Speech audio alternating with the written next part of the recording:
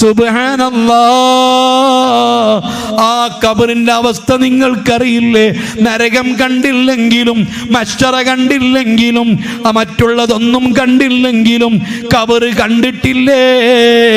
അതേ, ഒരാളും കയ്യൊപ്പും ആഴമുള്ള ഖബറ്, കിടുങ്ങിയ ഖബറ്, കുമ്മായം തേച്ചിട്ടില്ല, ടൈൽസുകൾ പതിച്ചിട്ടില്ല, ലൈറ്റുകൾ ഘടിപ്പിച്ചിട്ടില്ല, ഫോൺ സൗകര്യങ്ങളില്ല, പായ വിരിച്ചിട്ടില്ല, ബെഡ്ഷീറ്റില്ല, ചുറ്റുഭാഗത്തും നല്ല മണ്ണാണ്. ഈ ചെരിഞ്ഞു കിടക്കാനുള്ള സൗകര്യമാ? മലർന്നു കിടക്കാൻ കഴിയോ? കഴിയില്ല.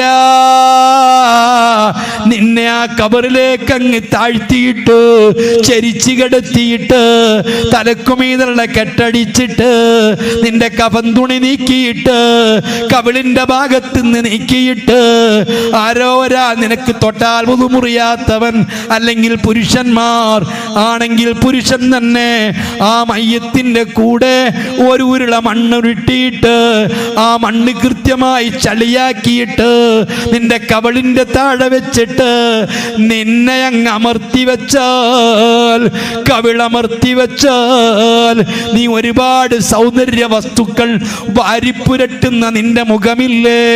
ചുണ്ട് മണിക്കുന്ന മുഖമില്ലേ? കൺമഷി എഴുതുന്ന മുഖമില്ലേ? മൈക്കപ്പ് ചെയ്യുന്ന മുഖമില്ലേ?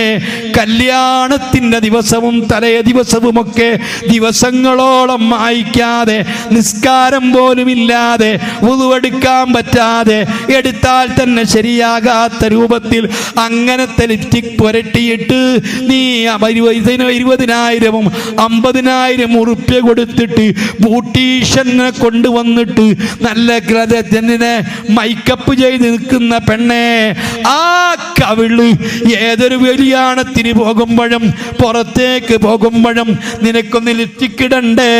ചുണ്ടൊന്ന് ചുകപ്പിക്കണ്ടേ? പിരികമൊന്ന് പിക്ക് ചെയ്യണ്ടേ? കൺമഷി ഒന്ന് എഴുതണ്ടേ? മുഖത്ത് പലതും വാരിപ്പുരട്ടണ്ടേ?